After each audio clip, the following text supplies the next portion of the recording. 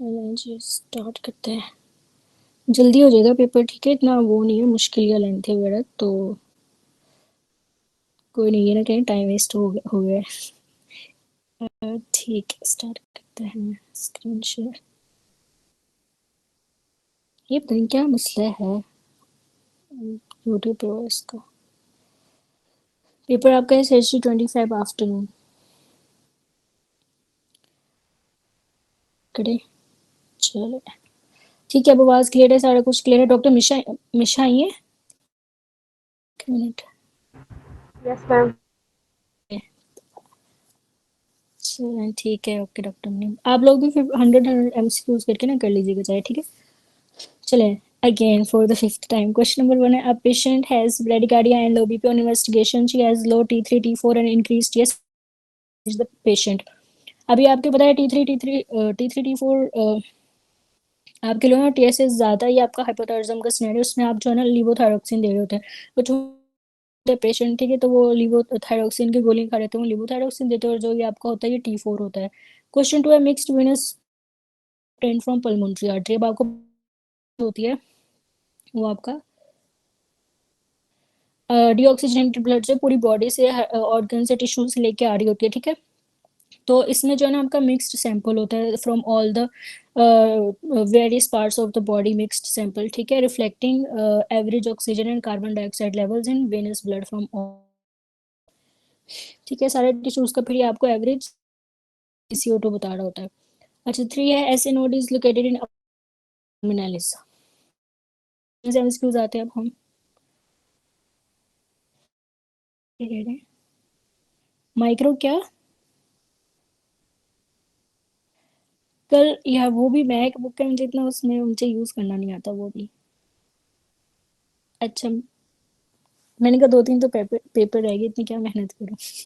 लेकिन आज डॉक्टर मिशा की या डॉक्टर मुनीब की ठीक है, तो हम फिर वो यूज कर लेंगे। अच्छा क्वेश्चन नंबर 3 है, ऐसे node is located in upper part of circus terminalis. अब हम इसके ना एक्सप्लेनेशन में देख लेते हैं, ये सारे ना आपके एमसीक्यूज हैं।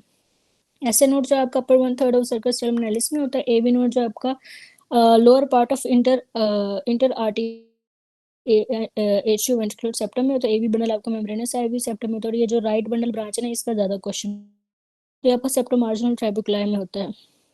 Left bundle branch of muscular part में होता है। एससी नोड जो आपका सब एपिकार्डियम, एवी एंडो, और कंडक्टिव सिस्टम आपका सब एंडोकार्डियम, ठीक है। क्वेश्चन 4 है, newly born child centre at which of the following, ये बहुत आता है, आपने आप याद हो चुका होगा।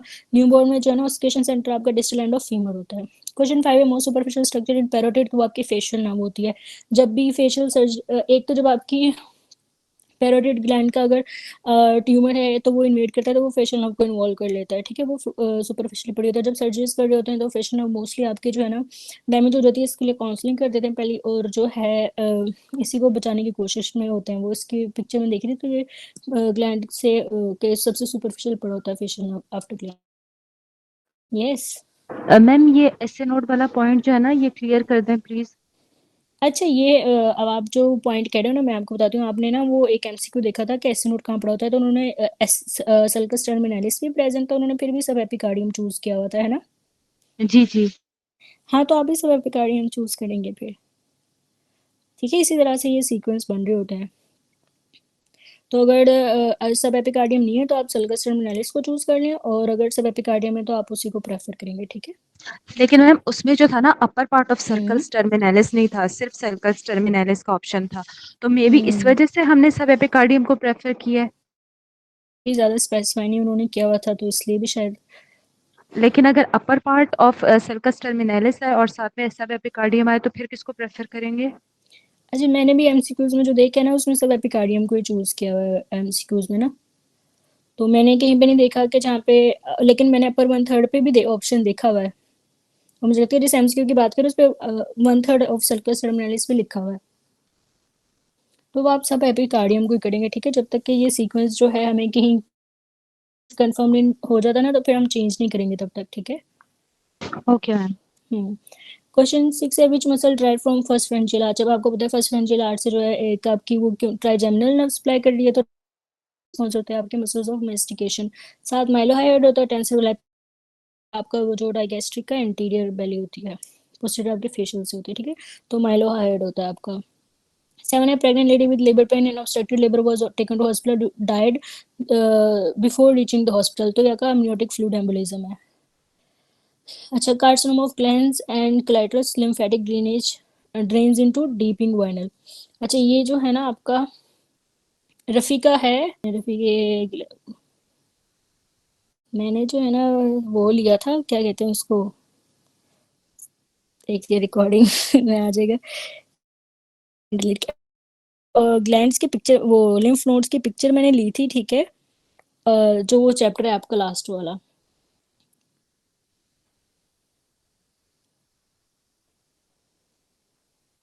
हाँ, मेडिकल सॉरी मीडियल और वर्टिकल का करना है, लेकिन ये है कि मैं आपको ये बताना चाह रही हूँ, ये ना सेम जो, अच्छा वो मैंने स्क्रीनशॉट लिया था, मुझे समझ नहीं आ रहा वो क्यों क्यों नहीं अभी. अच्छा, जो आपका है ना लास्ट वाला चैप्टर उसका रफ़ी का, नहीं वो तो लेबिया मेजोरा की है ना, एक्सटर्नल वाले, एक्सटर्नल जेनिटेलिया आपका जो होता है उसकी मीडियल ग्रुप है ना. और वो सुपरफिशियल इंग्वाइनल की है, ये डीपी है, डीप इंग्वाइनल है ये. आप ये अपना ना रफ़ी का वो टेबल देखोगे ना लिम्फ नोड्स वाला लास्ट चैप्टर में, उसके नीचे जो पॉइंट्स है ना उनमें ये लिखा हुआ है, एज इट इज लिखा हुआ है, ठीक है. और क्लाइटरस नहीं होता, वो आपका लेबिया मेजोरा एक्सटर्नल जेनिटेलिया, वो मीडियल ग्रुप होता है. चलें, क्वेश्चन नंबर है आपका 9. The character which distinguish anthrax bacillus from other organisms. ये पहले भी आया था, जो आपके बाकी सुडोमोनास वगैरह में एनारोबिक होता है, लेकिन जो आपका एंथ्राक्स है वो स्ट्रिक्टली एरोबिक होता है, लेकिन अगर लो ऑक्सीजन हो तो वो कर जाता है. CO2 एंड O2 क्रॉस, ये मैंने दोबारा आज देखा था इसका सीक्वेंस, तो डॉक्टर आतिफ हर जगह जो है ना CO कर रहे थे, ठीक है. तो हम भी जो है यही रखेंगे. Small size over lipid solubility. 11 है brain blood supply depend respiratory rate, ठीक है. ये आपका रिस्पिरेटरी रेट या जो है आपका PCO2 जो होता है ना उस पर डिपेंड कर रहा होता है. वो उसको अगर आपका PCO2 जो ज़्यादा है, ठीक है, तो उसके वो परफ्यूजन आपकी ब्रेन के जो है वो ज़्यादा हो जाती है, वेजोडायलेटर होता है, तो उससे जो है ना आपकी परफ्यूजन इंक्रीज हो जाती है, ठीक है. यही है इसका. 12 है from cranial to caudal intercostal spaces. इसका निमोनिक होता है वेन, जो VAN वैन, ठीक है. तो इसमें वेन पहले होती है, आर्टरी होती है, नर्व होती है, ऊपर सबसे वेन पड़ी है, फिर आर्टरी, फिर नर्व है, ठीक है. और इसीलिए जब सबसे पहले डैमेज स्ट्रक्चर होता है ना निडल इंसर्ट करने पे, वो आपकी नर्व होती है, ठीक है. क्रेनियली आपकी सबसे ऊपर वेन पड़ी है और आप जैसे निडल इंसर्ट करते हो तो नर्व आपकी सबसे पहले डैमेज हो जाती है. ये भी MC. 13 है dissection of ileum more than 100 centimetre will cause decrease absorption of bile salts, ठीक है. Decrease absorption of bile salts. अब इधर आप जो ना सीक्वेंस लिखो, मैं आपको सीक्वेंस लिखवाती हूँ तो. अच्छा, जब भी आएगा ना आइलियम रिजेक्शन, स्पेशली 100 सेंटीमीटर या फिर वैसे भी आइलियम रिजेक्शन आएगा, सबसे पहले आपने लिखना है increase water content of stool. सब अगर यहाँ पे increase water content of stool होता ना, content of stool is greater than decrease bile salt absorption, जो कि यहाँ चूज किया हुआ है, ठीक है. पहले इंक्रीज वाटर कंटेंट होता is greater than decrease bile salt absorption is greater than decrease B12 absorption. B12 आपका थर्ड नंबर पे है, ठीक है. लिख लिया आप लोगों ने? दोबारा से रिपीट रिपीट कर. कर दें. हाँ, डॉक्टर अगर, आगे कि डिक्रीज B12 एब्जॉर्प्शन होगी ना हाँ डिक्रीज ही रिजेक्शन के बोला लिए. है, मे बी आई मतलब मैंने सीक्वेंस में ग्रेटर देन नहीं, बोला आई है. थॉट आपने वो इंक्रीज डिक्रीज कुछ भी नहीं बोला, आई जस्ट सेड B12 अच्छा, ठीक एब्जॉर्प्शन. है. जी जी, मैं बता देती हूँ. अच्छा, सबसे पहले जो आता है ना सीक्वेंस में आता है increase water content of stool, ठीक है. ये ग्रेट है डिक्रीज बाइल सॉल्ट अब्जॉर्प्शन, ठीक है. बाइल सॉल्ट अब्जॉर्ब नहीं होते आपके. फिर वो ग्रेटर है डिक्रीज B12 अब्जॉर्प्शन, ठीक है. जी डॉक्टर सैदा, आपने हैंड रेज किया हुआ है, ठीक है. ये सीक्वेंस है, आई होप सबने लिख लिया होगा. अब हम लोग चलते हैं आगे. 14 है muscle in which muscles arrange in right angle to long axis, तो वो आपके पैरेलल मसल्स होते हैं. ये मैंने खुद के लिए नहीं देखे थे, लेकिन मैंने, ये आपके जो है ये वाला पैरेलल मसल्स होते हैं, ठीक है. ये आपका जो एक्सिस है उसके पैरेलल, क्या कहते हैं, राइट एंगल 90 को कहते हैं ना परपेंडिकुलर, तो ये आपके एक्सिस के राइट एंगल है. ये आपका वाइट सी के ऊपर 9, बस ये आपके पैरेलल मसल्स इस तरह के होते हैं. ये कन्वर्जेंट हैं, ये यूनिपेनेट हैं, बाईपेनेट, मल्टीपेनेट, सर्कुलर, लेकिन ये पैरेलल वाला, ठीक है. अच्छा, क्वेश्चन नंबर 15 है, patient of the emergency of azygos vein where will blood divert. अच्छा, ये एक दफा ये एमसीक्यू बहुत ज्यादा आता है कंफ्यूजिंग, एक दफा इस चीज को समझ लोगे ना फिर इंशाल्लाह जो है ना ये क्लियर हो। लेवल पूछते रहते हैं। इन्होंने पूछा है कि IVC above the immerse when, मतलब कि अबव एजाइगस वेन हुई है, बट आपको पता है एजाइगस वहां ऊपर उसके जो है ब्लॉकेज हो गई तो फिर बैक फ्लो होता है, आपको पता है। और आईवीसी ब्लॉक्ड अबव एजाइगस, अगर जो इंफीरियर वेना केवा है वो एजाइगस के ऊपर ब्लॉक हुई है तो डायलिटेशन आपकी एजाइगस में जाएगी। ठीक है, वो ना हो तो फिर आप लेफ्ट गैस्ट्रिक लगा सकते हो। अगर वो अप टू एजाइगस है तो फिर डायलिटेशन जाएगी राइट असेंड, ये कनेक्ट कर रही होती है एजाइगस को और आईवीसी को, ये मैं दिखाती हूँ अभी। ठीक है, अगर up to azygos vein block है तो डायलिटेशन होती है आपकी राइट असेंडिंग लंबर में और राइट सब कोस्टल वेन्स में, ये सारी आपकी एजाइगस में ही ड्रेन करती हैं। ठीक है, सारी सब कोस्टल और वो एंटीरियर कोस्ट इंटरकोस्टल वो इसी में जा रही होती है एजाइगस में। अच्छा, अगर आईवीसी ब्लॉक है बिलो एजाइगस तो फिर आपकी सिर्फ नंबर वेन होगी। ठीक है, दिखाती हूँ। अब आप ये देखो, ये आपकी लंबर वेन्स हैं। ठीक है, अच्छा, और ये आपकी एजाइगस वेन है।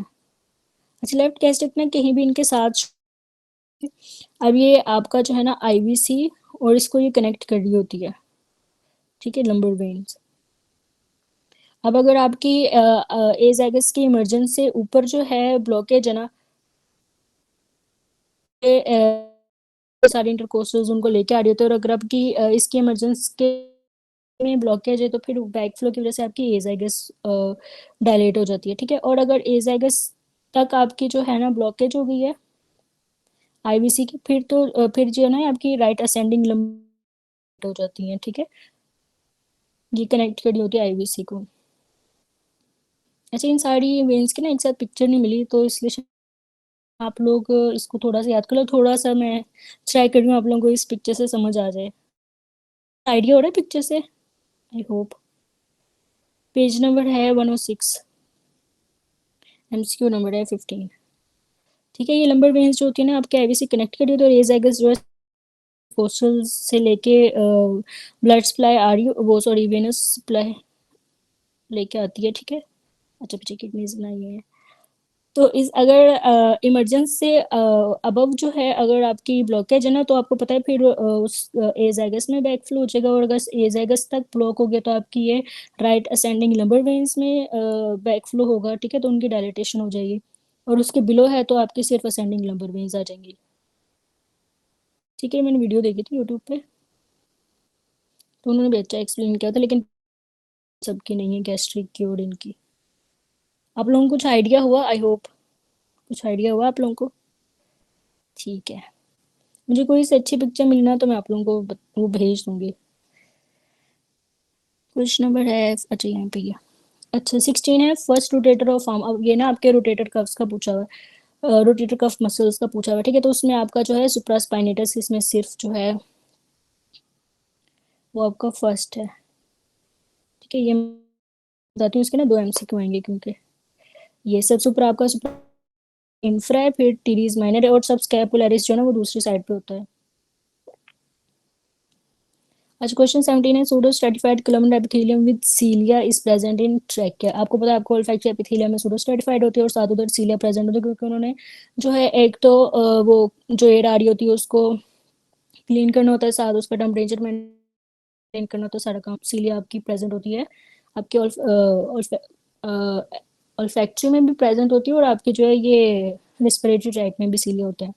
18 है, जी शोज एपिथेलियम, तो एसोफेगस में आपकी थ्रू आउट जो है ना स्ट्रेटिफाइड स्क्वेमस एपिथेलियम होती है।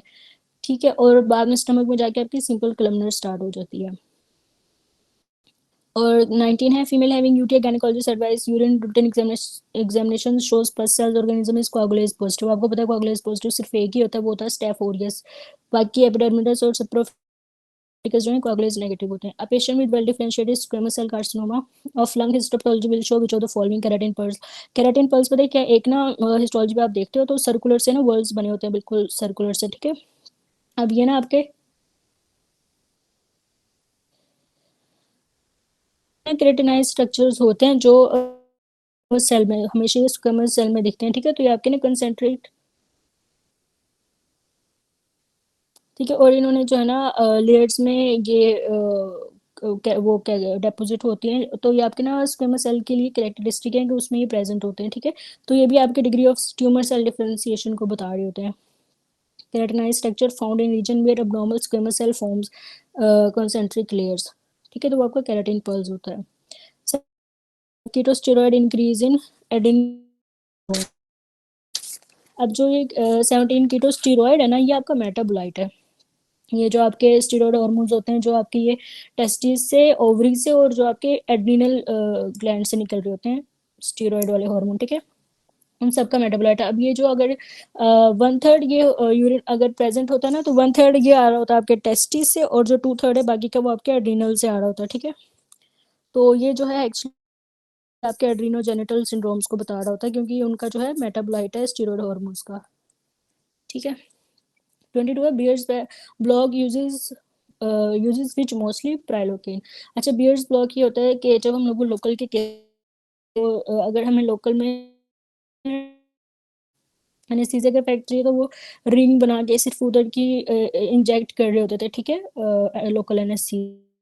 आपका बियर्स ब्लॉक के on body extremities where local anaesthetic is in through from circulation in a targeted area, ठीक है। तो उसके लिए आप प्रिलोकेन जो है वो यूज़ कर रहे होते हैं।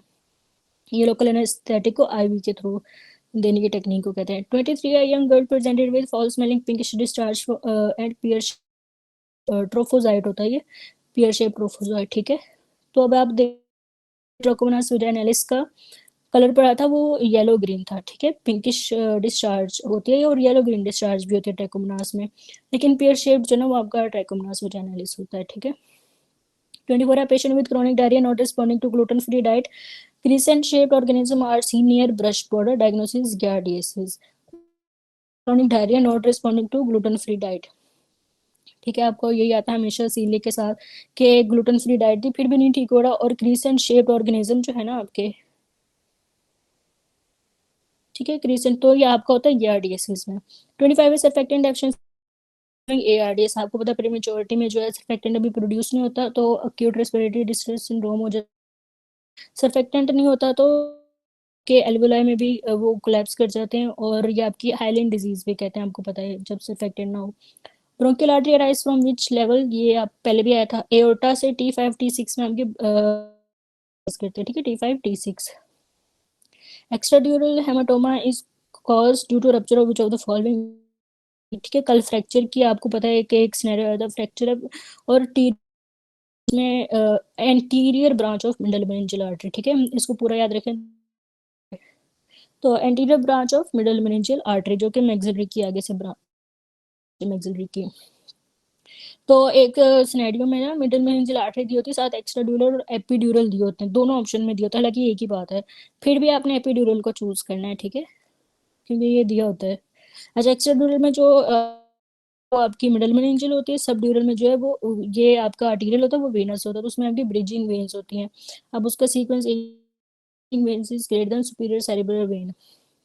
जो आपका एक्स्ट्रा ड्यूरल होता है उसमें आपका ल्यूसिड इंटरवल होता है, सब ड्यूरल में नहीं होता, वो बाइकन्वेक्स है, वो सब ड्यूरल क्रिसेंट शेप है।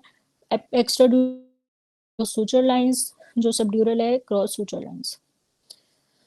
अच्छा, 28 है kid with meningitis then develop bilateral deafness due to damage to neural pathways. जो आपका सेंसरी न्यूरल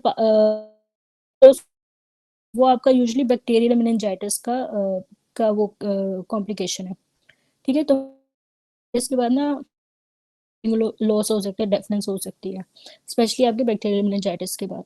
29 है right bundle branch supplied by LCA. अब मैंने आपको बताया कि आपका सारा जो एस ए ए बी वो सब जो सब जो आपके आरसीएस से होते हैं सप्लाई, ठीक है। सिर्फ आपका जो एक राइट बंडल ब्रांच है वो लेफ्ट से होता है, लेफ्ट कोरोनरी आर्टरी से राइट बंडल ब्रांच, ठीक है। 30 है interventricular septum is damage which of the following well most commonly affected. ये कल भी हमने देखा था, ट्राइकस्पिड आपका ज़्यादा मोस्टली इन्वॉल्व होता है, और ये सीक्वेंस लिख लें, the tricuspid is greater than pulmonary, ठीक है, tricuspid is greater than pulmonary. 31 is security guard had history of fall and remain unconscious for 30 seconds. His neurological examination is unremarkable. He's having irregular pulse. What is the cause? Syncope. अब आप ये देखो, उसका सिर्फ 30 second है, ठीक है। TIA में भी 30 सेकेंड की हिस्ट्री तो नहीं होती, बाकी स्ट्रोक वगैरह इन्फेक्शन तो है नहीं। अब जो एक इरेगुलर पल्स इन्होंने बताया हुआ, ठीक, एक तो प्रोलॉन्ग स्टैंडिंग होती है इनकी, ठीक है, और अचानक खड़े हो तो सारा जो है ना आपका के पूलिंग ऑफ ब्लड हो जाएगी और आपका ब्रेन में सेरेब्रल ब्लड फ्लो डिक्रीज कर जाता है, क्योंकि आपका कार्डियक आउटपुट कम है, आपका ना सिनकपी होती है। लेकिन एक जो इधर जो इरेगुलर पल्स लिखी हुई है ना, पल्स, ठीक है, इसका भी यही होता है कि अगर आपकी इरेगुलर पल्स है तो आपका कार्डियक आउटपुट डिक्रीज कर देती है, फिर आपका सेरेब्रल ब्लड फ्लो डिक्रीज कर देता है और फिर सिनकपी होती है, ठीक है। इधर सिर्फ एक ये इरेगुलर पल्स है जो है ना, आप पूरा उसका वो देख लो। इरेगुलर पल्स है, इसका मतलब है कि डायरेक्ट सही से नहीं कर रहा तो आपका कार्डियक का आउटपुट भी डिक्रीज कर जाता है और सेरेब्रल ब्लड फ्लो भी डिक्रीज कर जाता है और ठीक है। टीआईए की इतनी छोटी सी 30 सेकेंड्स की नहीं होती। 32 है common peroneal nerve related to bicep femoris, C medial होता है। डबल ए में जो है ना, ये फैब के पेपर में लेटरली लिखा हुआ है, ठीक है, उन्होंने आई थिंक इराटा में ठीक कर दिया था इसको। ये देखें, ये आपका बाइसेप फ्यूमोरस है, तो ये आपकी कॉमन प्रोनियल पड़ी हुई है, ठीक है।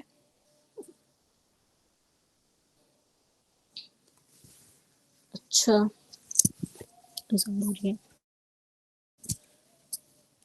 33 है patient came in OPD with what will you give. अच्छा, हम लोग जो है 2-3 दफा पहले भी पढ़ा हुआ है, जब भी कैल्शियम स्टोन बने, इसका मतलब आपकी बॉडी में कैल्शियम ज्यादा है, ठीक है, तो वो ज्यादा अब्जॉर्ब हो रहा है और वो जाके स्टोन बना रहा है, तो आप थायराइड डायूरेटिक्स दोगे। क्यों? क्योंकि थायराइड डायूरेटिक्स का ये इफेक्ट है कि उसने हाइपर कैल्सी ज्यादा जो है वो फ्लश आउट करवा रहा होता है यूरिन में आपके कैल्शियम को, ठीक है। तो इस तरह यूरिन में ज्यादा जाएगा तो आपकी बॉडी में कम हो जाएगा, तो स्टोन्स नहीं बनेंगे फिर। और थायराइड का जो निमोनिक है वो मुझे बता दें सीक्वेंस के साथ, इसके साइड इफेक्ट्स का जो है। 35 कहाँ पे है ये? यस, के छोटा लिखना है आपने, जी लग बड़ा लिखना है। डॉक्टर इकरा, के छोटा है, जी लग बड़ा है, ठीक है। क्यों आप लोग छोटा क्यों लिख रहे हो? हाँ जी, हाइपो क्योंकि छोटा इसलिए कि हाइपोकलीमिया है, और बाकी हाइपरग्लाइसीमिया, हाइपरलिपिडीमा, हाइपर, हाँ जी, हाइपरयूरिसीमिया, और सी से हाइपरकैल्सीयूरिया, यूरिन में ज्यादा, तो इससे फिर आपका स्टोन नहीं बनते।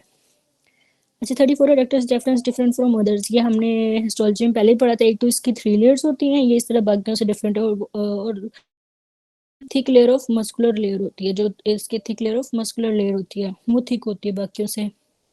35 least dilatable part of the urethra is membranous. अब ये नीचे जो है ना, ये सारे आपके एमसीक्यू हैं। एक्सटर्नल यूरेथ्रल मीटस जो है नैरोएस्ट पार्ट होती है, प्रोस्टेटिक जो है वाइडेस्ट एंड मोस्ट डिस्टेंसिबल होती है, मेम्ब्रेनस जो है short and least dilatable urethra होता है, ठीक है। Femoral hernia gets strangulated due to narrow sac. 37 intrahepatic protein anabolism and extra hepatic catabolism. Cortisol आपका जो है ना कैटाबॉलिक हार्मोन है, ठीक है। हर जगह जब आपका स्ट्रेस या सर्जरी या ट्रॉमा इस तरह की आपकी बॉडी कंडीशन होती है तो आपकी बॉडी कैटाबॉलिक स्टेट में चली जाती है, तो क्योंकि उसमें कैटाकोलामिन्स और cortisol release intrahepatic protein synthesis करा रहा होता है, बाकी एक्स्ट्रा हेपेटिक कैटाबॉलिज्म। 38 है CSL examination necessity to rule out retinoblastoma. Retinoblastoma और मेलानोमा दोनों दिए होते हैं, और जो सीक्वेंस मुझे याद है आई थिंक रेटिनो क्या होता है। अच्छा, इधर चलो दिया ही नहीं हुआ मेलानोमा।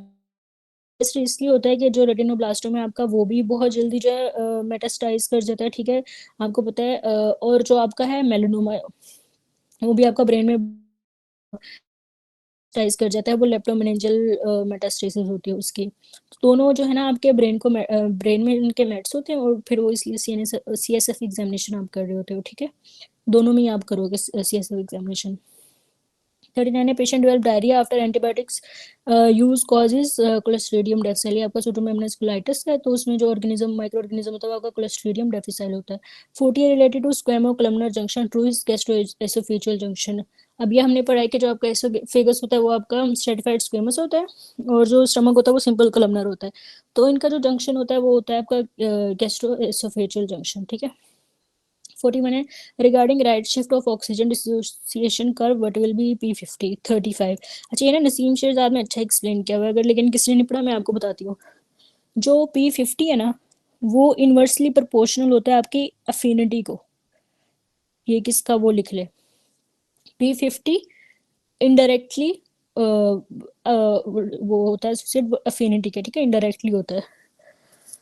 अब ये होगा अफिनिटी ज्यादा है ना तो आपका P53 कम होगा, 26 है, 26 आपकी वो नॉर्मल है ना, तो P56 कम होगा। लेकिन इंक्रीज अफिनिटी का क्या मतलब है कि ऑक्सीजन टिश्यूज तक नहीं जा रहा, वो बाइंड किया हुआ है हीमोग्लोबिन से, तो वो डिलीवर नहीं हो रहा, तो आपका लेफ्ट शिफ्ट है। तो लेफ्ट शिफ्ट में आपका P50 होगा लेस देन 26। तो बिल्कुल ऑपोजिट फिर क्या हुआ कि P50 आपका जो है ग्रेटर होता है जहाँ पे आपकी अफिनिटी कम होती है। अफिनिटी कम होगी, ऑक्सीजन ज्यादा आपके टिश्यूज में जाएगा, तो ज्यादा जा रहा है टिश्यूज में मतलब राइट शिफ्ट हो रही है, ठीक है। तो P50 ग्रेटर होगा इन राइट शिफ्ट, किससे ग्रेटर होगा 26 से, तो इधर 26 से ग्रेटर क्या है 35, ठीक है, समझ आया। सारे बताएं, सारे में रिपीट कर दूंगी, कोई मसला नहीं है, ठीक है। अच्छा रिपीट कर दें मैम। ठीक है, पहले मैं लेफ्ट का बताती हूँ राइट का बताती हूँ ताकि आप लोगों को कंफ्यूजन हो। सबसे पहले जो P50 है उसका जो, ठीक है, P50 आपकी अफिनिटी के ना इनडायरेक्टली प्रोपोर्शनल होती है। P50 ज्यादा है तो अफिनिटी कम होगी, अफिनिटी कम है या अफिनिटी ज्यादा है तो P50 कम होगा, ठीक है, इनवर्स है दोनों। अब आप देखो कि अफिनिटी आपकी बहुत ज्यादा है, किस किस की अफिनिटी, ऑक्सीजन की हीमोग्लोबिन से, ठीक है। अफिनिटी बहुत ज्यादा है, वो टिश्यूज को देगा नहीं, वो उसको अपने साथ चिपका के रखेगा, ठीक है। तो इस तरह आपके टिश्यूज में ऑक्सीजन नहीं जा रहा, तो ये लेफ्ट शिफ्ट होती है ना आपकी, ठीक है। तो अब अगर जी डॉक्टर मासूमा। डॉक्टर आलिया, अब मतलब इसको याद रखने का एक सिंपल तरीका ये हो सकता है कि देखें लेफ्ट शिफ्ट में एवरीथिंग डिक्रीजेस एक्सेप्ट एज, तो उसमें नॉर्मल की वैल्यू हम याद कर लें और जो भी उससे कम होगा मोस्ट लाइकली उसमें ज्यादा ही उन्होंने दिया हुआ है, तो जो भी कम है दैट इज लेफ्ट शिफ्ट और जो ज्यादा है normal say that is right shift, instead of कि अब हम ये पूरा अफिनिटी वाला समझे ठीक है, इस टाइम पे। इतना सिंपल सा कॉन्सेप्ट था तो एक दफा मतलब सुनने में कोई वो नहीं, आपको पता होना चाहिए कि ये क्यों है। लेकिन आप ये रखो ना 26 से एक ही ज्यादा तो वही आंसर होगा, बाकी सारे तो कम है ना, तो वो तो शॉर्टकट्स आप लोग, ठीक है, जिस तरह आप लोगों को इजी लगे, ठीक है, बस नहीं, कॉन्सेप्ट इट्स समझ अबाउट लो। देखिए अगर राइट और लेफ्ट शिफ्ट का बेसिक कॉन्सेप्ट हो तो वहाँ पे हर एमसीक्यू तो ऐसा नहीं आएगा ना जिसकी हमें हर डिस्क्रिप्शन पता हो। तो अब basically it's a game of nerves now. मेरा ख्याल जाती तौर पे ये है कि अब बहुत कम टाइम है, तो अब हमें थोड़ा सा अपनी कॉमन सेंस के हवाले से चीज को भी देखने की जरूरत है कि अगर कोई ऐसा सवाल आ जाता है तो हम अपने जो बेस पे भी आंसर्स फाइंड आउट कर सकते हैं। ठीक है, हाँ जी। अच्छा ठीक है, अब आप लोग इसको इस तरह याद रख लोगे, फिर मैं आगे चलूँ। चलें आगे चलते हैं, लेकिन मैंने जो है ना बता दिया आप लोगों को, ठीक है। रिपीट, अच्छा जिनको सुनना है उनके लिए रिपीट करना पड़ेगा क्योंकि मैं तो लास्ट डे तक कॉन्सेप्ट क्लियर कर दी होती थी, ठीक है। जी जी अच्छा बताएं मैम। जी बेसिकली कॉन्सेप्ट जो है ना वो आप देना बुरी बात नहीं है, लेकिन इस टाइम के ऊपर जिस तरह आप बता रही हैं इतनी जल्दी में मेरा नहीं ख्याल के समझ नहीं आती अंटिल एंड अनलेस हम उसको खुद पढ़े, या क्योंकि ये कोई बहुत मुश्किल कॉन्सेप्ट है भी नहीं अगर हाँ नहीं पहले है, पढ़ा हुआ है किसी ने तो। चलें कोई बात नहीं, एमसीक्यू के साथ जो आ रहा है वो मैं बता देती हूँ, ठीक है, बाद में। अच्छा बस इसका ना एक ही चीज है, अच्छा राइट शिफ्ट लेफ्ट शिफ्ट ही होती है राइट।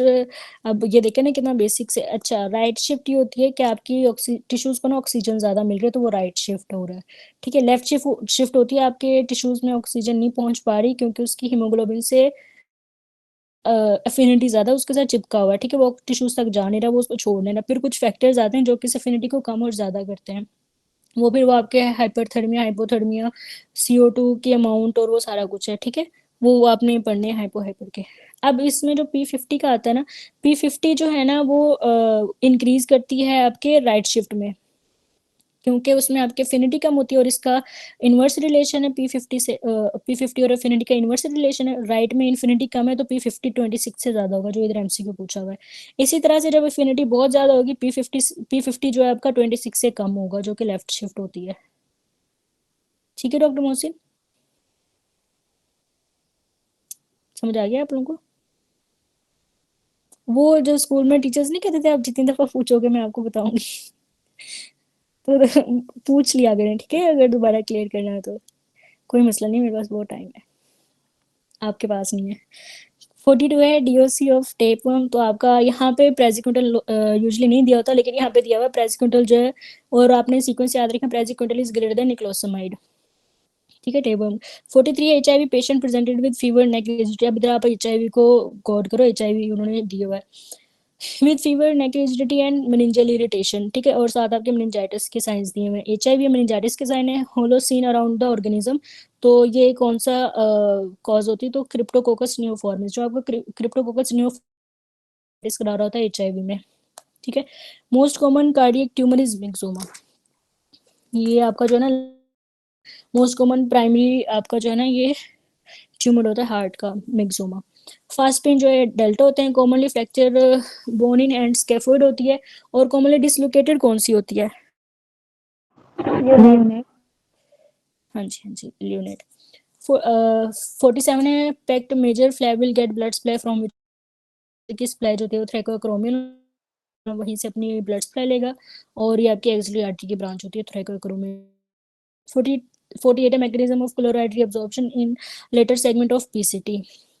अच्छा, अब इसका passively due to concentration gradient.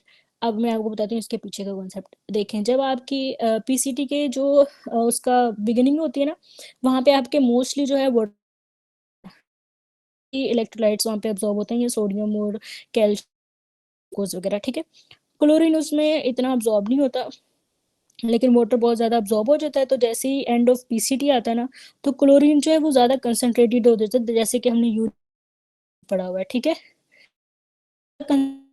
Water कम होता है तो वो ज़्यादा कंसनट्रेटेड हो जाएगा। इस तरह से जो है ना आपका एक ग्रेडियंट डेवलप हो जाता है। ठीक है, फिर वो जो ग्रेडियंट है ना, वो क्लोरीन को ड्राइव कर रहा होता है सेल टू सेल मूव करने के लिए। ठीक है, तो इसलिए इसको पैरासेलुलर पाथवे भी कहते हैं। ऊपर वाटर लाइक उसकी ऑस्मोलैरिटी जो क्लोरीन की वो बिल्कुल ठीक है, लेकिन जैसे वाटर चला जाता है तो आपके जो क्लोरीन यूरिया क्रेट के सारे जो है ना ये कंसनट्रेटेड हो जाते हैं, क्योंकि सॉल्वेंट कम हो गया, सॉल्यूट ज़्यादा है। ठीक है, कंसनट्रेटेड जो हो जाते हैं, क्लोरीन जो है वो मोर कंसनट्रेटेड जो कि फिर ड्राइव कर रहा होता है कैल्शियम का क्रॉस सेल टू सेल, फिर ये इसको कहते हैं पैरासेलुलर पाथवे। ठीक है, समझ आया? सेम कॉन्सेप्ट है ये जो हम यूरिया और क्रेट के लिए भी पढ़ते हैं। ठीक है, अच्छा 49 है 3-year-old child was brought into pediatric emergency with bradycardia. His history revealed that he had swallowed coin 6 days ago. Now vomiting, which of the following nerve responsible for stimulation of the nerve supplying larynx? Vomiting आपकी vagus से ही होती है, आपको पता है। और दूसरा जो है लेरिंग्स को भी आपको पता है, लेरिंग्स को जो है ना आपकी दो रिकरेंट, लेकिन आपके जो सारे इंट्रिंसिक मसल्स है ना उनको आपकी रिकरेंट लेरेंजियल जो है वो सप्लाई कर रही होती है। ठीक है, तो आप इधर रिकरेंट लेरेंजियल लगाएंगे।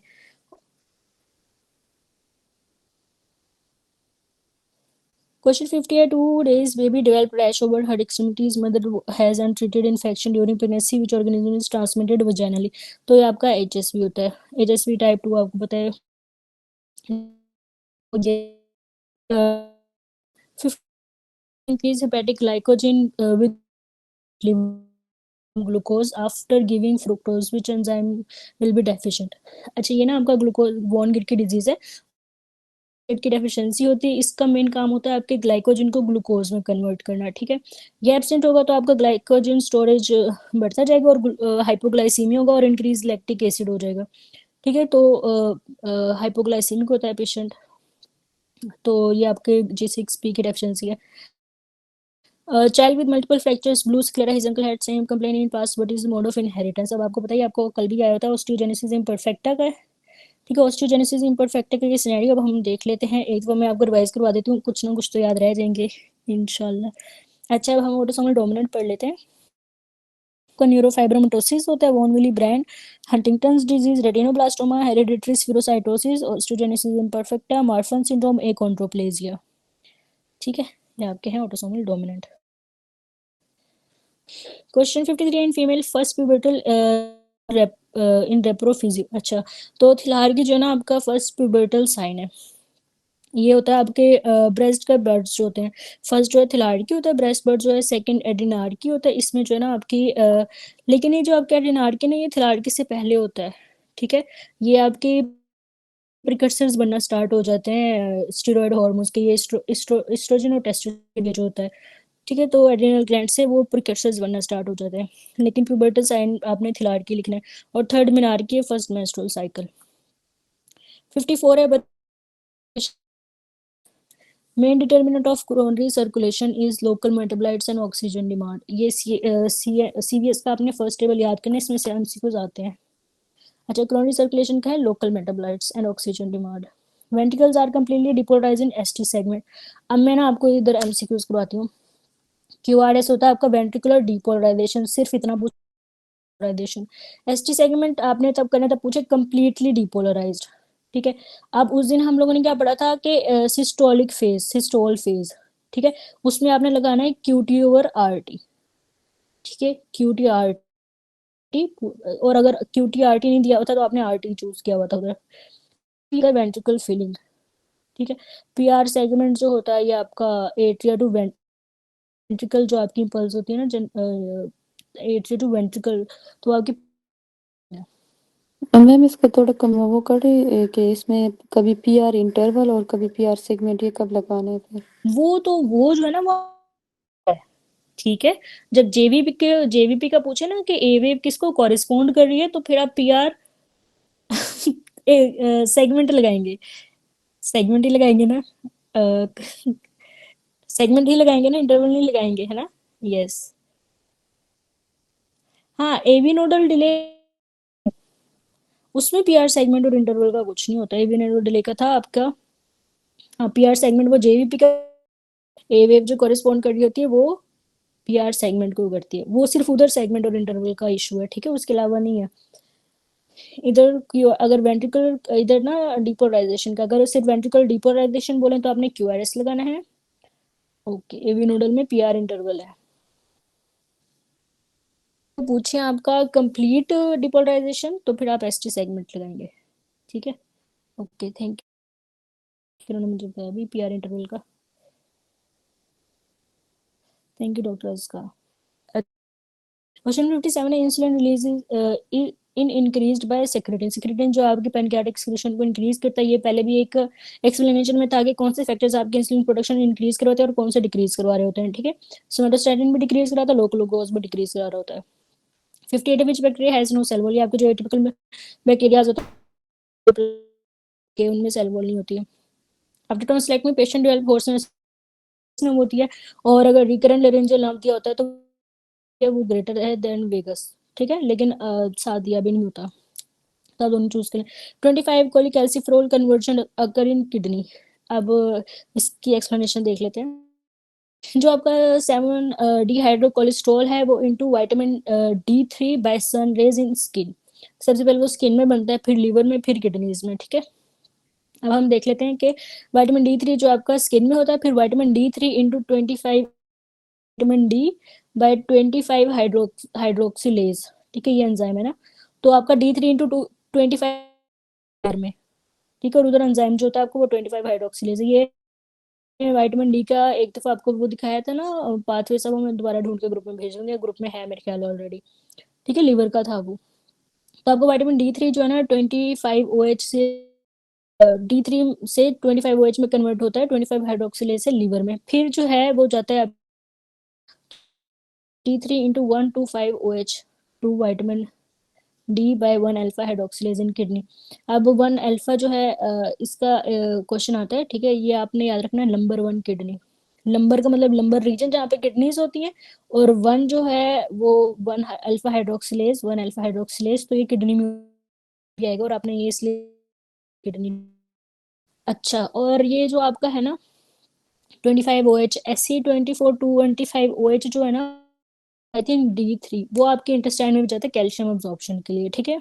लेकिन इधर उन्होंने पूछा हुआ है 25 कोलिकैल्सिफेरॉल कन्वर्जन अकरें, तो ये 25 जो है 125 में किडनीज में होता है आपके कन्वर्ट, ठीक है। बहुत ज्यादा वो है, लेकिन कोई बात नहीं, आप बस ये याद कर लो। ये एक तो आता है कि 1 अल्फा हाइड्रोक्सिलेज का एमसीक्यू मैंने देखा हुआ है, और दूसरा ये जो इन्होंने पूछा हुआ है 25 को। अच्छा, इसको ना एक दफा दोबारा भी, इसका मैं आपको ना वो भेज दूंगी वो साइकिल सा, लेकिन थोड़ा वो कौन सा किधर होता है। हेरिडिटी स्फेरोसाइटोसिस डिफेक्टिव प्रोटीन जो स्पेक्ट्रिन होती है, एनकायरिन भी होती है, ठीक है, तो ये स्पेक्ट्रिन होती है। और फिब्रिन आपकी जो है हाई मोलिकुलर है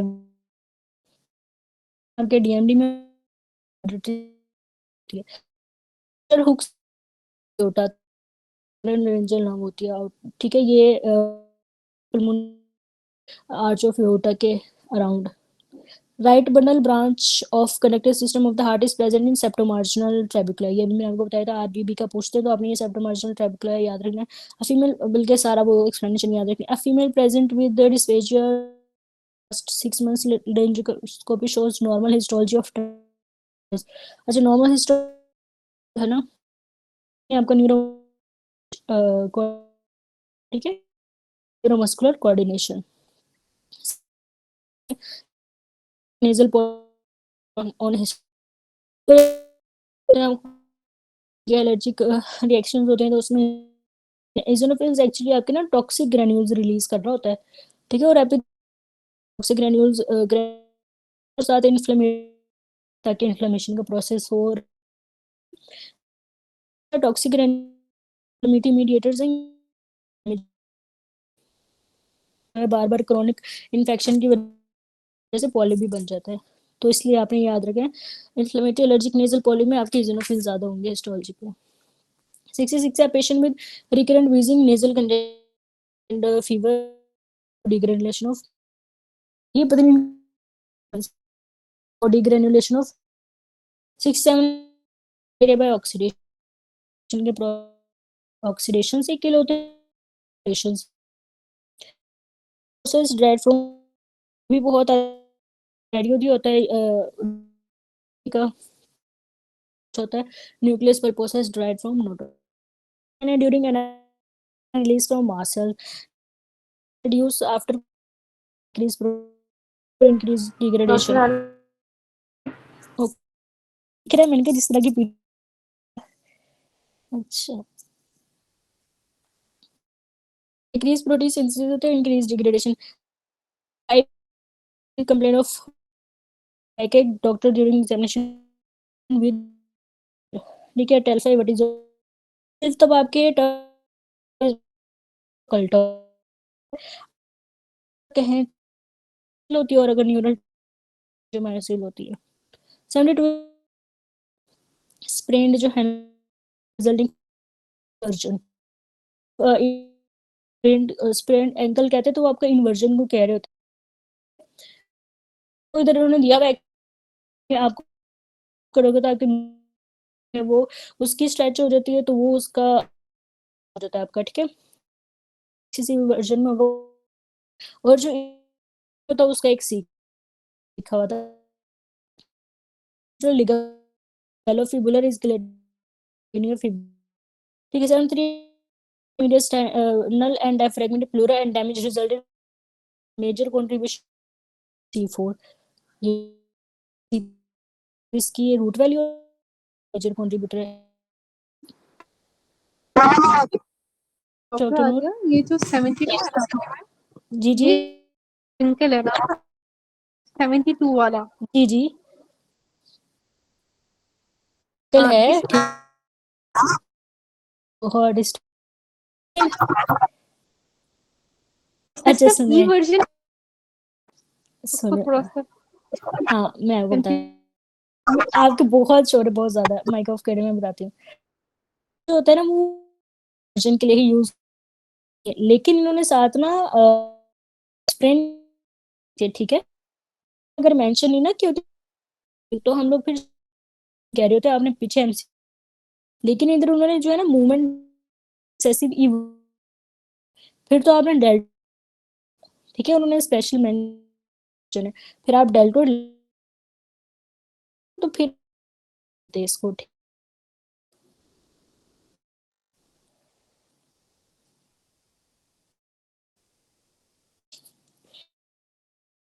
हाँ अच्छा है, कुछ नंबर सर भी करते भी नहीं कि ये चेंज करेगी। अच्छा 74 human is the intermediate host for which of the hydrate होती है ना, इसके इंटरमीडिएट ह्यूमन शी ये सब, तो मुझे डेफिनेटिव होस्ट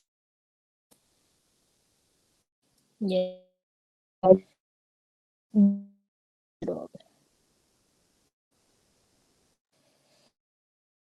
फाइव है मोटिवेशन इज, अब जो आपका सेक्शन है इसमें आप प्री मोटर, ठीक है, के करना उनकी, और फिर जो सारा कुछ ठीक है, कंट्रोल लिखा हुआ है ये शायद इसलिए, अदरवाइज ये जो प्लानिंग कोऑर्डिनेशन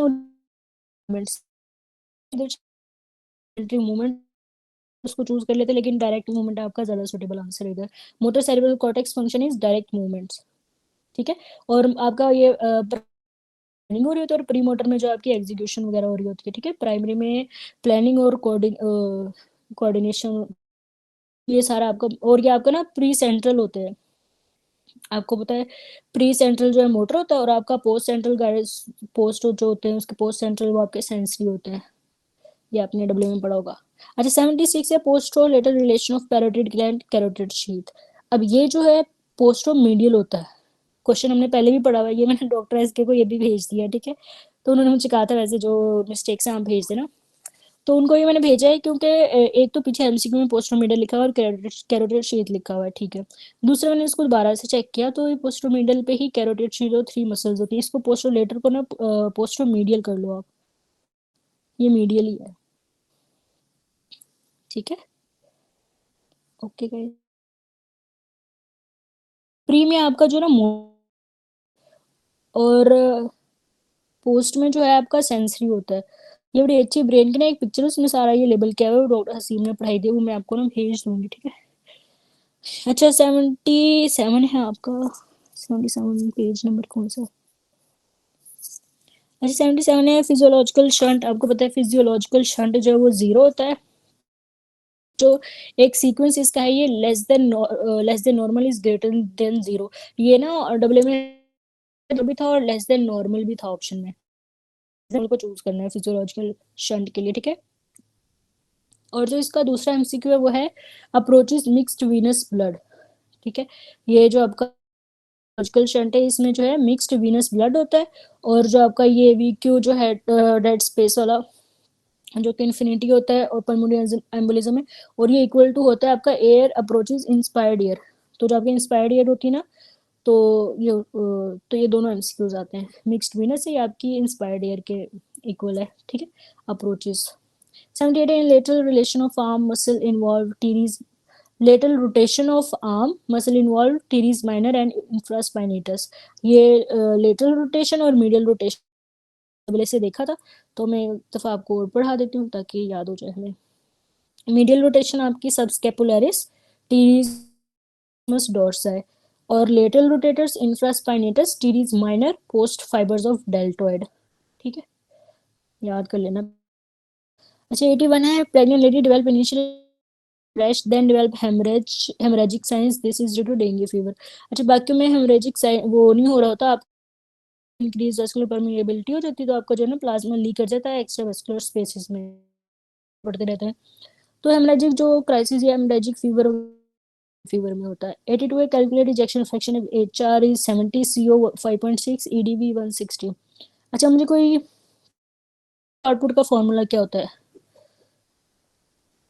कहाँ गया कार्डियक आउटपुट का stroke volume into heart rate. Yes, तो फिर इसमें से स्ट्रोक वॉल्यूम हम लोगों को चाहिए होगा, तो हम क्या करेंगे, मतलब फिर क्या फॉर्मूला बन जाएगा। मतलब साइड पे रखो एचआर को। एचआर को यस यस, सही बताया आप लोगों ने, डिवाइडेड वाला भी। अच्छा ठीक है। अच्छा एसवी आ गया हमारे पास, ईडी भी दिया हुआ है। अब इजेक्शन फ्रैक्शन का फॉर्मूला बताएं।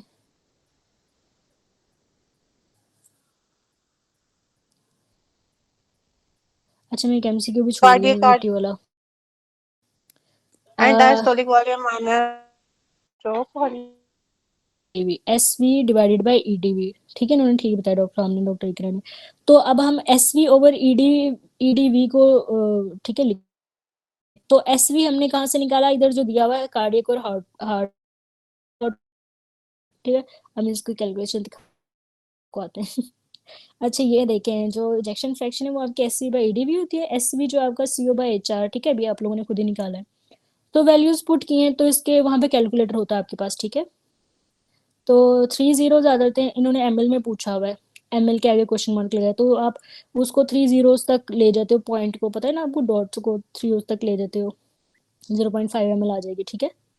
ये भी मैं आपको भेज दूंगी। लेकिन 80 नो, नहीं ना,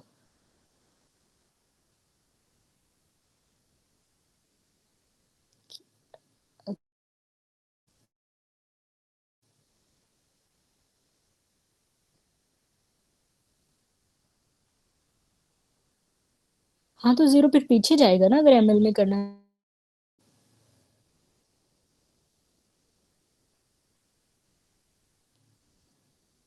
ठीक है 0.5 आ गया ना सबका, बस ठीक है। इतना मैथ में।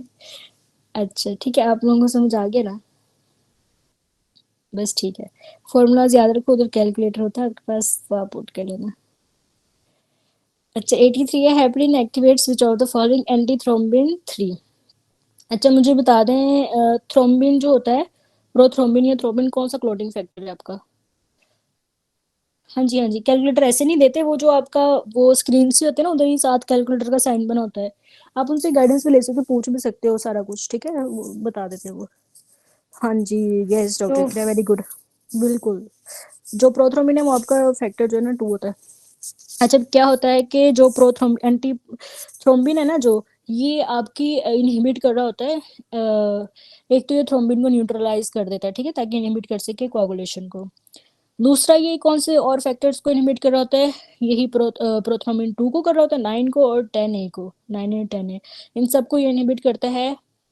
यस 10A को भी करता है, 9A को भी, ताकि आपकी कोagulation स्टॉप हो सके और जो है हेपरिन अपना काम कर, मतलब हेपरिन इस तरह से काम करता है। ये बोल रहा है 6 years old girl presented to OPD with shared adult external genitalia and deepening overs. She also gives history of 2 sibling death. अच्छा ये सेम वही CH का आपका सारा enzyme deficient leads to this. तो आपको पता है ये दोनों ऑप्शन दिए हुए इधर भी, पहले की तरह तो आपने 21 हाइड्रोक्सिलेज डेफिशिएंसी को चूज करना है, दोनों ही डेफिशिएंट होते हैं, ठीक है। और अगर एक जगह टेस्ट का पूछा हुआ था 21 भी नहीं था, तो आपने टेस्ट के लिए जो है 17 को चूज किया हुआ था, और डेफिशिएंसी पूछते usually prefer about vitamin D true is. अच्छा ये देखो अब आ गया 25 hydroxylation in liver and 1 alpha hydroxylation in kidney. 25 जो है 1 वाली जो है, एक वाली वो आपकी किडनी में, वो नंबर 1 है, नंबर एरिया में है, और 1 उसका एंजाइम है, ठीक है। नंबर 1 किडनी ऐसे लिख लो आप, जैसे नंबर 1 आर्मी होती है ना, वैसे नंबर 1 किडनी होती है, ठीक है। 86 P wave is not present in ECG, where is the pacemaker, ठीक है। P wave आपकी ऐसे नोड की इम्पल्स की वजह से आ रही होती है, वो एब्सेंट है, तो आपका पेसमेकर जो एवी में पड़ा हुआ है। अच्छा और आपका हार्ट रेट किधर पड़ा हुआ है। Falcon जी 83 का आंसर एंटीथ्रोम्बिन 3 ही है।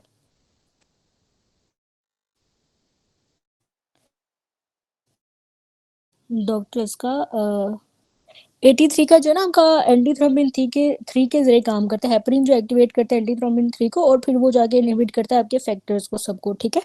तो वो एक्टिवेट कर रहा है एंटीथ्रोम्बिन 3 को। और हम लोग क्वेश्चन नंबर 80 जो है वो छोड़ गए थे, वो किसी बच्चे ने दिया था, मुझे भूल गया। अच्छा अच्छा ये आप लोग ये भी बोल रहे हो ना, ये परकिंजे ऊपर बच्चों ने ठीक बताया, परकिंजे आप लोग गलत बोल रहे हो। मैं अच्छा 80 है, patient came with gunshot injury to cervical region and difficulty in breathing. Muscle damage diaphragm, ठीक है। एक तो सर्वाइकल रीजन बताया हुआ, आपको पता है C3 C4 C5 जो है आपकी फेरिक की सप्लाई, और दूसरी डायफ्राम को सप्लाई कर रही होती है, तो मैम ब्रीदिंग में ये आपने यही कहा ना कि पीवी अगर ना हो तो पेस मेकर कहाँ पे होगा, फिर तो यस, वो क्वेश्चन नहीं था, वो तो मैं रीड कर रही थी। क्वेश्चन मेरा यही था कि अच्छा अब जो क्वेश्चन एक्सप्लेनेशन है ना, ये आपके ब्रीदिंग के सारे एमसीक्यूज करवा देगी, ठीक है। रीड कर लेते। अच्छा, muscle of quite inspiration. Inspiration आपको पता है कि आपका एक्टिव प्रोसेस है, तो ये मसल इन्वॉल्व करता है डायफ्राम एंड एक्सटर्नल इंटरकोस्टल। अब in for X, X for in, तो इंस्पिरेशन है तो एक्स होगा, इन फॉर एक्स तो एक्स जो आपका एक्सटर्नल इंटरकोस्टल है। मसल फॉर फोर्स्ड इंस्पिरेशन, अब फोर्स्ड है तो उसमें आपके जो है ना एब्डोमिनल मसल्स, सो आपके एसेसरी मसल्स जो होते हैं, स्टेनोक्लेडम, स्ट्रेटस, इंटीरियर स्केलिनस, एंटीरियर मीडियस पेक्टम, माइनर सारे, ठीक है। अब क्वाइट एक्सप्रेशन जो है ये आपका पैसिव एक्शन होता है, एनर्जी नहीं लग रही होती है, ठीक है। तो ये आपका सिर्फ इलास्टिक रिकॉइल ऑफ लंग से हो रहा होता है। अब इसका जो है ना फोर्सफुल, उसमें मसल यूज होता है, तो एक्सफोरेन इंटरनल इंटरकोस्टल, ठीक है। और एसेसरी मसल्स में जो है ना वो आपके एब्डोमेन के होते हैं, abdominal muscles, external oblique, rectus abdominis. अब है अगला, external intercostal can be used in quiet inspiration as well as forceful inspiration after RT injury to cervical region, difficulty in breathing, तो ये आपके डायफ्राम है। After RT patient is and abdomen is moving with respiration, तो ये आपका external oblique है। लेकिन कल आप लोगों ने स्टेम पढ़ी थी, कितनी कंफ्यूजिंग थी, ठीक है। लेकिन वो और उसका एब्डोमेन मूव कर रहा था, लेकिन ये उन्होंने नहीं बताया था कि abdomen is moving with respiration जो है। और बाकी जो एपी डायमीटर है वो आपका इनर मोस्ट इंटरकोस्टल, ये तो उन्होंने असिस्टेड लिखा हुआ है, लेकिन आपका जब भी ये एपी डायमीटर वगैरह पूछे ना, तो आपने एक्सटर्नल इंटरकोस्टल को ही चूज करना है, ठीक है। एपी और दूसरा कौन सा था, एपी और दूसरा कौन सा होता है, इंटरकोस्टल और ट्रांसवर्स आई थिंक, है ना। तो वो आपके एक्सटर्नल इंटरकोस्टल से होता है, और जो वर्टिकल है वो आपका डायफ्राम से होता है, ठीक है। ये सारे आपके एमसीक्यूज थे। अभी हम लोग किस क्वेश्चन पे थे, अब हम 87, ये चीज ठीक है। 87 है, the cells of adrenal gland can lead to hypernatremia। जो ग्रेन्युलोजर सेल्स है ना आपके, ये भी रेनिन प्रोड्यूस कर रहे होते हैं, ठीक है। ग्रेन्युलोजर सेल्स आपके एड्रिनल ग्लैंड में रेनिन प्रोड्यूस करते हैं। रेनिन प्रोड्यूस करेंगे तो ये सोडियम रिटेंशन करेगा, साथ आपका फ्लूइड रिटेंशन कराएगा। मतलब जब भी आपका ब्लड वॉल्यूम इंक्रीज करना हो तो आपको पता है फिर आपका जो है रेनिन रिलीज होता है, तो ये हाइपरनेट्रीमिया करवाता है, ठीक है। 88 large number of blood transfusion of blood from blood bank is at calcemia. अच्छा, अब आप लिखो इधर, रिपीटेड ट्रांसफ्यूजन करवाती है हीमोक्रोमेटोसिस। ये जो थैलेसीमिया मेजर में होता है, रिपीटेडली उनको दे रहे होते हैं तो उनको फिर आयरन चिले, ठीक है, हीमोक्रोमेटोसिस हो जाती है उनको, क्योंकि ठीक है। और मल्टीपल होती है वो आपकी करवा रही होती है हाइपोकैल्सीमिया, जैसे कि सर्जरी चल रही है और बार बार ब्लड देना पड़ रहा है उनको, ठीक है। तो वो होती है मल्टीपल ट्रांसफ्यूजन, तो आप लिखो हाइपोकैल्सीमिया। और मैसिव होती है, आप एक साथ जो है ना बहुत ज्यादा उनको ब्लड देते हो, तो वो हाइपरकलीमिया करा रहा होता है। मल्टीपल में हाइपोकैल्सीमिया, मैसिव में हाइपरकलीमिया। अब मैं आपको बताती हूँ इनकी रीजंस। अच्छा, मैसिव हाइपरकलीमिया करा रहा होता है, जैसे आपके आरबीसी स्टोर होते हैं ना, तो उनकी लाइसिस हो जाती है आरबीसीज की, और वो पोटेशियम जो है ना वो रिलीज कर देते हैं ब्लड में ही, ठीक है। तो उसमें आपका इंक्रीज पोटेशियम होता है जो ब्लड ट्रांसफ्यूज हो रहा होता है, हाइपरकलीमिया करा देता है। आरबीसीज की लाइसिस होती है, स्टोर जो ब्लड के होता है। में कैसे करा रहा होता है, जो आपका ब्लड लेते हैं ना उसके साथ उसके अंदर ना जैसे ही ब्लड वो बैग में डालते हैं, साथ ना सिट्रेट डाल देते हैं। सिट्रेट जो है कैल्शियम से बाइंड करता है, तो ये ना क्लॉटिंग नहीं होने देता, ब्लड को ना प्रिवेंट करता है क्लॉटिंग से, ठीक है। तो अब उसमें आपके ये सिट्रेट प्रेजेंट होता है, जैसे ही आप जो हो ना मल्टीपल ब्लड दोगे पेशेंट को, तो जो रिसिपिएंट का ब्लड में ना जाता है और उधर वो कैल्शियम से बाइंड कर जाता है सिट्रेट, और देता है, तो इस तरह हाइपोकैल्सीमिया हो जाता है सिट्रेट की वजह से, ठीक है। ये आई थिंक रफी में लिखा हुआ है आपका, ठीक है बच्चों, समझ आ गया। मल्टीपल में आपका हाइपोकैल्सीमिया, मैसिव में आपका हाइपरकैलीमिया। मैम ये मैसेज का नहीं समझ।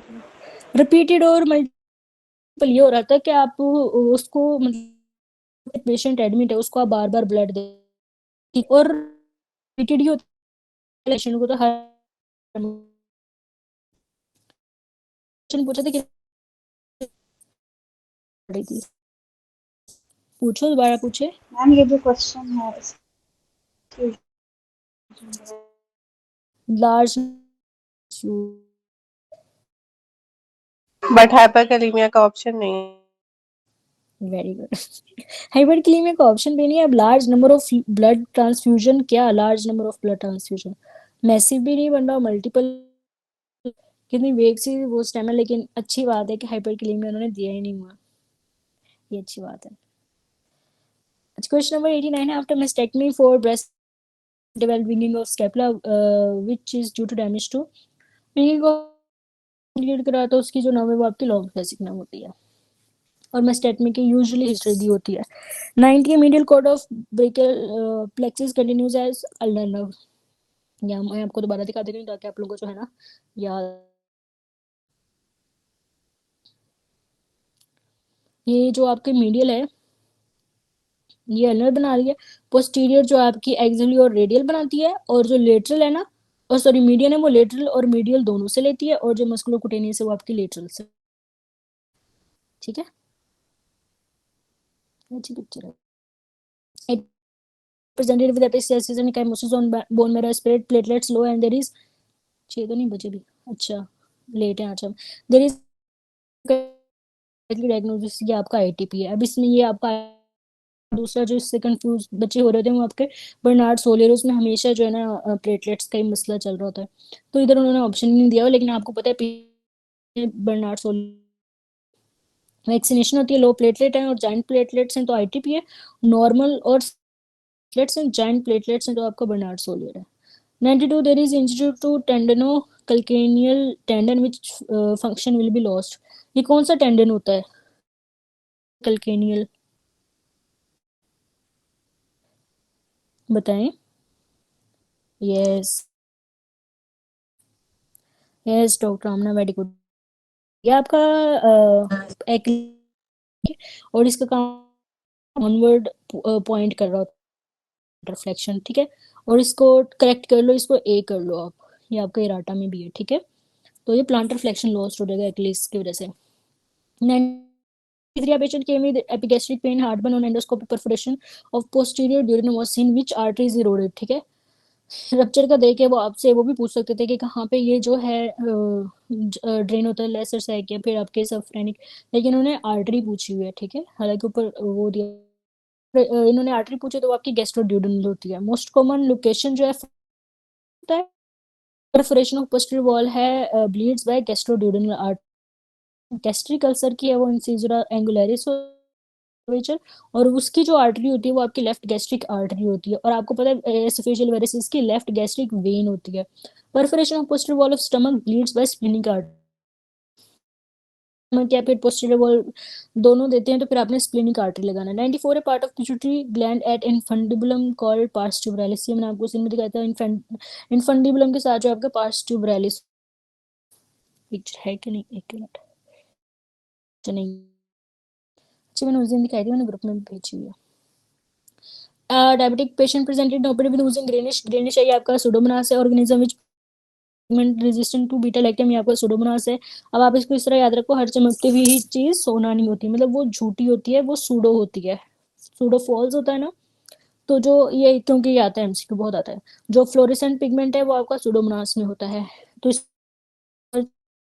चमकती हुई चीज जो है सोना नहीं होती, वो झूठी होती है, वो फॉल्स होती है, वो सूडो होती है, ये सब पॉइंट क्लियर करें। 97 है patient having fever cough straight on X-ray chest gram positive catalase negative organism isolated on culture likely strepto, आपका जो कैटलाइज नेगेटिव है वो स्ट्रेप्ट होता है ना, स्ट्रेप्टोकोकस, तो अब इन्होंने जो वो सिम्टम्स और साइंस दिए हैं, स्पुटम इन्फिल्ट्रेट ऑन एक्सरे, तो वो आपके निमोनिया में होता है। 98 which of the following factor is involve in eliciting DIC plasmin है, ये कौन सा आपका फैक्टर है, कोगुलेशन फैक्टर कौन सा ठीक। आपका, यस, हमने उस दिन डीआईसी में पढ़ा था, जो है आपका टिश्यू थ्रोम्बोप्लास्टिन जो है वो आपकी जो है क्लॉटिंग ज्यादा हो जाती है, क्लोटिंग, ठीक है, कोआगुलेशन आपकी बहुत ज़्यादा हो जाती है।